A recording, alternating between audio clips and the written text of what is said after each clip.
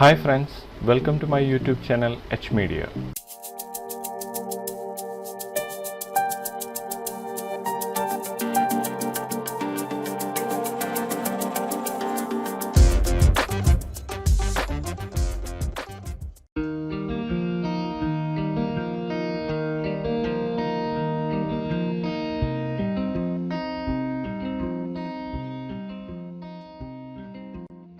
ഈ വീഡിയോയിലൂടെ V-Ray Toolbox എന്ന സ്ക്രിപ്റ്റാണ് ഇൻട്രൊഡ്യൂസ് ചെയ്യുന്നത്. 3D Max V-Ray workflow easy ആക്കുന്നതിന് വേണ്ടിയുള്ള ഒരു ഫ്രീ സ്ക്രിപ്റ്റാണിത്. ഈ സ്ക്രിപ്റ്റ് യൂസ് ചെയ്ത് ഒരു 3D സീനിലെ മെറ്റീരിയൽസ്, മാപ്സ്, ക്യാമറാസ്, ലൈറ്റ്സ് തുടങ്ങിയവയുടെ പ്രോപ്പർട്ടീസിൽ നമുക്ക് ആവശ്യമുള്ള മാറ്റങ്ങൾ വളരെ ക്വിക്കായി ചെയ്യാൻ സാധിക്കുന്നതാണ്. മാനുവലായി ഓരോ പ്രോപ്പർട്ടീസായി ഹാൻഡിൽ ചെയ്യുന്നതിനുള്ള സമയം ഇതിലൂടെ സേവ് ചെയ്യാവുന്നതാണ്. ഈ ഫ്രീ സ്ക്രിപ്റ്റ് എങ്ങനെ യൂസ് ചെയ്യാം, എങ്ങനെ ഇൻസ്റ്റാൾ ചെയ്യാമെന്നെല്ലാം ഈ വീഡിയോയിലൂടെ ചെക്ക് ചെയ്യാം. V-Ray Toolbox എന്ന സ്ക്രിപ്റ്റ് ചെക്ക് ചെയ്യുന്നതിനായി ഈ ഒരു 3D സീനാണ് യൂസ് ചെയ്യുന്നത്. നമുക്ക് V-Ray Toolboxന്റെ ഐക്കണിൽ ക്ലിക്ക് ചെയ്ത് ഈ ഒരു സ്ക്രിപ്റ്റ് ആക്സസ് ചെയ്യാം. V-Ray Toolbox നമ്മളിവിടെ ഓപ്പൺ ചെയ്തിരിക്കുകയാണ്. ഇതിൽ material, bitmaps, camera, light, proxy, preset തുടങ്ങിയ ടാബുകൾ നമുക്കിതിൽ കാണാവുന്നതാണ്. ആദ്യമായി മെറ്റീരിയൽ എന്ന ഈ ഒരു സെക്ഷനാണ് നമ്മൾ ചെക്ക് ചെയ്യാൻ പോകുന്നത്. മെറ്റീരിയൽ സെലക്ഷൻ എന്ന ഈ ഒരു പാരാമീറ്റർ നമുക്കിതിൽ കാണാവുന്നതാണ്. Selected object all material ID എന്ന ഈ ഒരു ഓപ്ഷനാണ് ഇതിൽ ഡിഫോൾട്ടായി സെലക്ട് ആയിരിക്കുന്നത്. ഈ ഓപ്ഷൻ സെലക്ട് ആയിരിക്കുന്നതിലൂടെ വ്യൂപോർട്ടിൽ നിന്നും നമ്മൾ സെലക്ട് ചെയ്യുന്ന ഒബ്ജക്റ്റുകളിലുള്ള V-Ray മെറ്റീരിയൽസിനെ മെറ്റീരിയൽ ഐ ഡി ഉൾപ്പെടെ നമുക്ക് ആവശ്യമുള്ള രീതിയിൽ മെറ്റീരിയൽസിൽ ചേഞ്ചസ് വരുത്താവുന്നതാണ്. ഇതുപോലെ വ്യൂപോർട്ടിൽ നിന്നും ഒബ്ജക്റ്റുകളെ സെലക്ട് ചെയ്ത് അതിലുള്ള V-Ray മെറ്റീരിയൽസിൽ മാറ്റങ്ങൾ വരുത്തുമ്പോൾ ആ മാറ്റങ്ങൾ സ്ലേറ്റ് മെറ്റീരിയൽ എഡിറ്ററിലെ മെറ്റീരിയൽസിലും കാണാവുന്നതാണ്.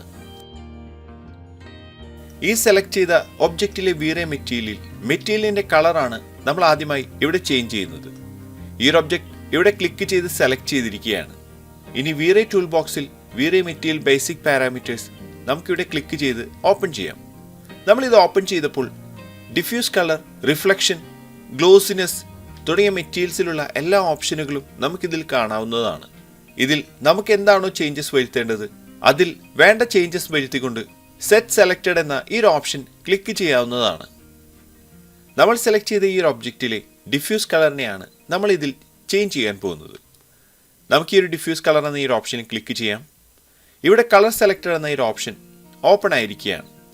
ഇതിൽ നിന്നും ഒരു മീഡിയം ഗ്രേ ആണ് ഞാൻ ഇതിൽ സെലക്ട് ചെയ്യുന്നത്. ഇനി ഓക്കെ പ്രസ് ചെയ്യാം. ഇനി സെറ്റ് സെലക്റ്റഡ് എന്ന ഈ ഒരു ഓപ്ഷൻ നമുക്കിതിൽ കാണാവുന്നതാണ്. ഇവിടെ ക്ലിക്ക് ചെയ്യാം. ഞാൻ ഈ ഒരു ഓപ്ഷനിൽ ക്ലിക്ക് ചെയ്തപ്പോൾ നമ്മൾ സെലക്ട് ചെയ്ത ഈ ഒരു ഒബ്ജക്റ്റിലെ ഡിഫ്യൂസ് കളർ ഇവിടെ ചേഞ്ച് ആയിരിക്കുകയാണ്. ഇതുപോലെ വളരെ ഈസിയായി നമുക്കിതിൽ മെറ്റീരിയൽസിന്റെ കളേഴ്സ്, റിഫ്ലക്ഷൻ, ഗ്ലോസിനെസ് തുടങ്ങിയ ഓപ്ഷനുകളിലെല്ലാം ചേഞ്ചസ് വരുത്താവുന്നതാണ്. ഒന്നിൽ കൂടുതൽ ഒബ്ജക്റ്റുകളെ ഇതുപോലെ സെലക്ട് ചെയ്തു നമുക്ക് ആവശ്യമുള്ള ചേഞ്ചസ് ചെയ്ത് അപ്ഡേറ്റുകൾ ഇതുപോലെ ചെയ്യാൻ സാധിക്കുന്നതാണ്. ഇവിടെ ഒരു സെറ്റ് സെലക്റ്റഡ് എന്ന ഈ ഓപ്ഷൻ ക്ലിക്ക് ചെയ്തപ്പോൾ നമ്മൾ സെലക്ട് ചെയ്ത ഈ ഒബ്ജക്റ്റുകളിലെ ഡിഫ്യൂസ് കളറിനെ ഇതുപോലെ നമ്മൾ അഡ്ജസ്റ്റ് ചെയ്തിരിക്കുകയാണ്.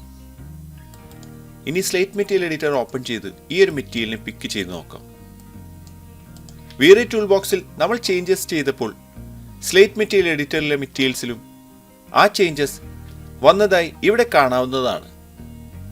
ഇതുപോലെ വളരെ ക്വിക്കായി നമ്മൾ സെലക്ട് ചെയ്യുന്ന ഏതൊരു ഒബ്ജക്റ്റിലെയും V-Ray മെറ്റീരിയൽസിൽ നമുക്ക് ആവശ്യമുള്ള മാറ്റങ്ങൾ വരുത്തുവാനായി V-Ray Toolboxലൂടെ സാധിക്കുന്നതാണ്. അടുത്തതായി ബിറ്റ്മാപ്സ് എന്ന സെക്ഷനാണ്. നമ്മൾ സെലക്ട് ചെയ്ത ഒബ്ജക്റ്റിലെ V-Ray ബിറ്റ്മാപ്സിനെ ഹാൻഡിൽ ചെയ്യണമെങ്കിൽ ഇതിലൂടെ സാധിക്കുന്നതാണ്. ഇവിടെ ബിറ്റ്മാപ്പ് സെലക്ഷൻ എന്ന ഒരു ഓപ്ഷനിൽ ഓൾ മാറ്റ് സ്ലോട്ട് എന്ന ഈ ഒരു ഓപ്ഷനാണ് ഡിഫോൾട്ടായി ഇതിൽ സെലക്ട് ആയിരിക്കുന്നത്. നമ്മൾ അഡ്ജസ്റ്റ് ചെയ്യേണ്ട മാപ്പ്, ഡിഫ്യൂസ്, റിഫ്ലക്ഷൻ, റിഫ്രാക്ഷൻ, ബംപ് തുടങ്ങിയതിൽ നിന്നും നമുക്ക് ആവശ്യമുള്ളത് ക്ലിക്ക് ചെയ്ത് സെലക്ട് ചെയ്യാവുന്നതാണ്.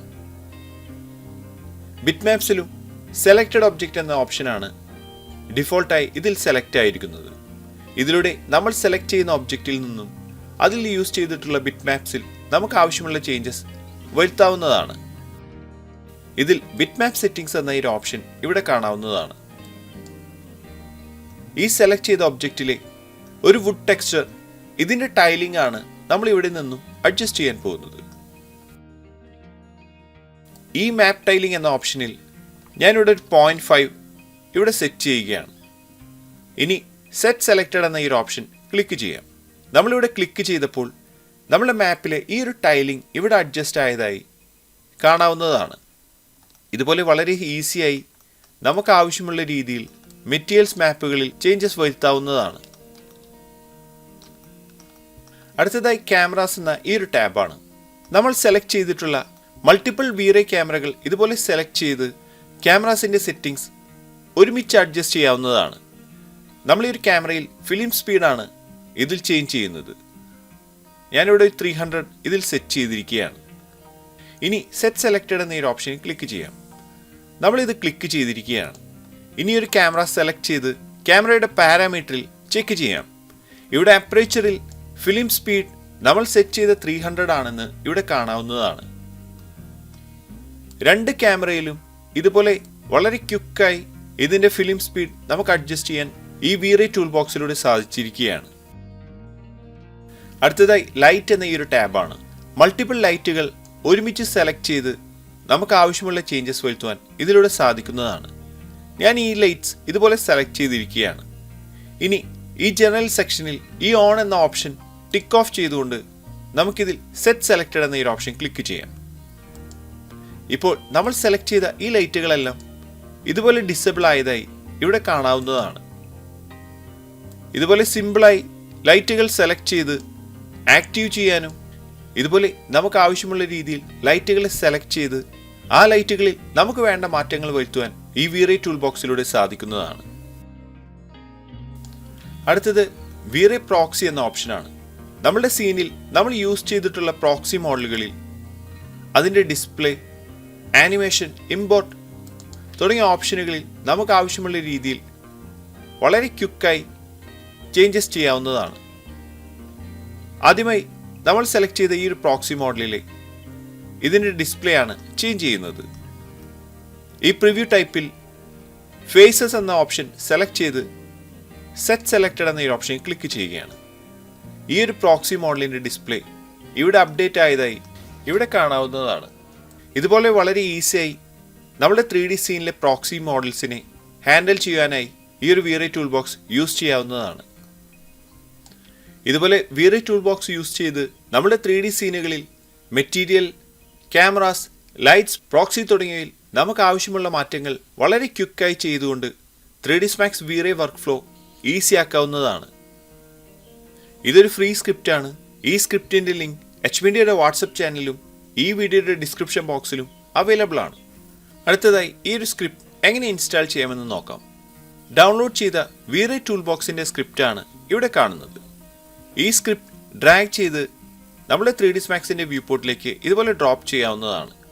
ഇവിടെ നമ്മുടെ സ്ക്രിപ്റ്റിൻ്റെ ഇൻസ്റ്റാളേഷൻ കംപ്ലീറ്റ് ആയിരിക്കുകയാണ്. ഇനി ഈ ഒരു സ്ക്രിപ്റ്റിനെ നമ്മുടെ മെയിൻ ടൂൾ ബാറിലേക്ക് ഒരു ബട്ടനായി ആഡ് ചെയ്യുന്നതിനായി കസ്റ്റമൈസ് യൂസർ ഇൻ്റർഫേസ് ഓപ്പൺ ചെയ്യാം. ഇനി ടൂൾ ബാർസ് എന്ന ഈ സെക്ഷൻ ക്ലിക്ക് ചെയ്ത് അതിൽ കാറ്റഗറീസിൽ സൈമൺ സ്ക്രിപ്റ്റ്സ് എന്ന ഈ ഒരു കാറ്റഗറിയാണ് സെലക്ട് ചെയ്യേണ്ടത്. ഇവിടെ ആക്ഷനിൽ V-Ray ടൂൾബോക്സ് എന്ന ഈ ഒരു സ്ക്രിപ്റ്റ് കാണാവുന്നതാണ്. ഇനി ന്യൂ എന്ന ബട്ടണിൽ ക്ലിക്ക് ചെയ്ത് ഒരു ടൂൾ ബാർ ക്രിയേറ്റ് ചെയ്യാം. അതിനുശേഷം ആക്ഷനിൽ നിന്നും ഈ ഒരു സ്ക്രിപ്റ്റിനെ ഡ്രാഗ് ചെയ്ത് നമ്മൾ ക്രിയേറ്റ് ചെയ്ത ടൂൾ ബാറിലേക്ക് ഇതുപോലെ ഡ്രാഗ് ചെയ്ത് പ്ലേസ് ചെയ്യാം. ഇനി നമ്മൾ ക്രിയേറ്റ് ചെയ്ത ഈ ഒരു ടൂൾ ബാറിനെ ഡ്രാഗ് ചെയ്തുകൊണ്ട് നമ്മളെ 3ds Maxൻ്റെ മെയിൻ ടൂൾ ബാറിലേക്ക് ഇതുപോലെ പ്ലേസ് ചെയ്യാം. ഇനി ഈ ഒരു ബട്ടണിൽ ക്ലിക്ക് ചെയ്തുകൊണ്ട് നമ്മളുടെ 3D പ്രൊജക്റ്റുകളിലേക്ക് V-Ray ടൂൾബോക്സ് യൂസ് ചെയ്യാവുന്നതാണ്. ഇത്രയുമാണ് ഈ ഒരു വീഡിയോയിലൂടെ ഷെയർ ചെയ്യുന്നത്. അടുത്ത വീഡിയോയിലൂടെ വീണ്ടും കാണാം. Thanks for watching. അപ്ലോഡ് ചെയ്യുന്ന പുതിയ വീഡിയോകൾ നിങ്ങളിലേക്ക് എത്താനായി സബ്സ്ക്രൈബ് ചെയ്ത് ബെൽ ഐക്കൺ എനേബിൾ ചെയ്യുക.